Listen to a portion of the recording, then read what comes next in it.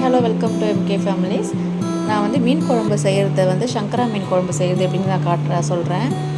சங்கரா மீன் குழம்பும் இறால் வந்து முட்டை போட்ட பொடி மாதம் தான் செய்ய போகிறேன். ஸ்டவ் ஆன் பண்ணிவிட்டு சட்டி வச்சுட்டு அதில் வந்து எண்ணெய் ஊற்றிக்கிறேன். எண்ணெய் நல்லா காஞ்சதும் கடுகும் வெந்தயமும் வடகமும் ஆட் பண்ணிக்கிறேன். எல்லாமே வந்து வடகம் 1 ஸ்பூனு, கடுகு 2 ஸ்பூனு, வெந்தயம் 1 ஸ்பூன் போட்டுக்கலாம்.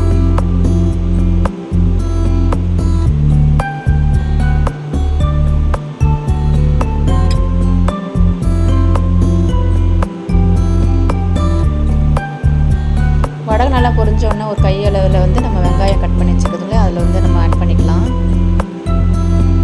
வெங்காயம் நல்லா ப்ரௌனிஷாக வரணும்.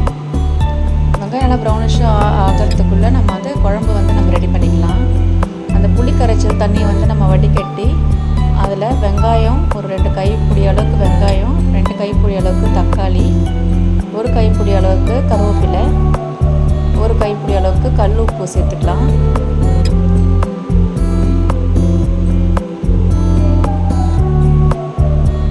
குழம்பு மிளகாய்த்தூள் 4 ஸ்பூன் சேர்த்துக்கலாம்.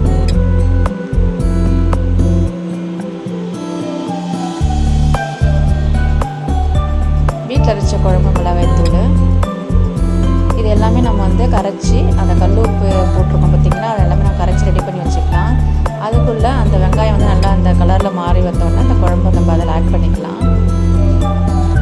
நல்லா கலந்து விட்டுட்டு 20 நிமிஷம் 25 நிமிஷம் கிட்ட நல்லா வந்து அதை கொதிக்க விடலாம்.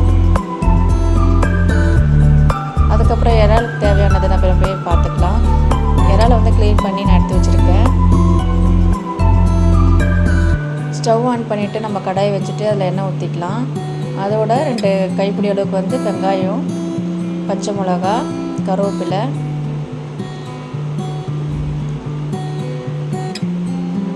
நல்லா வதக்கிக்கலாம். இது நல்லா கண்ணாடி பதத்தில் வதக்கின பிறகு ஒரு தக்காளி ஆட் பண்ணிக்கலாம். இஞ்சி பூண்டு பேஸ்ட்டு 1 ஸ்பூன் போட்டிருக்கேன்.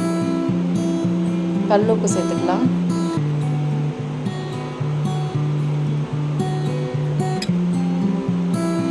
நல்லா இந்த அளவுக்கு வதங்கினோடனே க்ளீன் பண்ண வச்ச இறால் வந்து நம்ம வந்து ஆட் பண்ணிக்கலாம். நல்லா ஹை ஃப்ளேமில் நல்லா வந்து இது வதக்கி விட்டுருங்க. அதோட குழம்பு மிளகாய்த்தூள் வந்து 2 ஸ்பூனு, மஞ்சள் தூள் வந்து 1 ஸ்பூன் நம்ம ஆட் பண்ணிக்கலாம். ஹை ஃப்ளேம்லேயே நல்லா வந்து வதக்கிக்குவாங்க.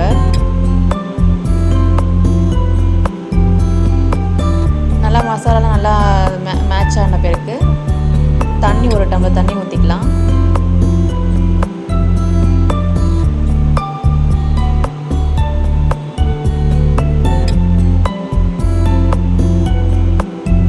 கொதிக்கட்டும்.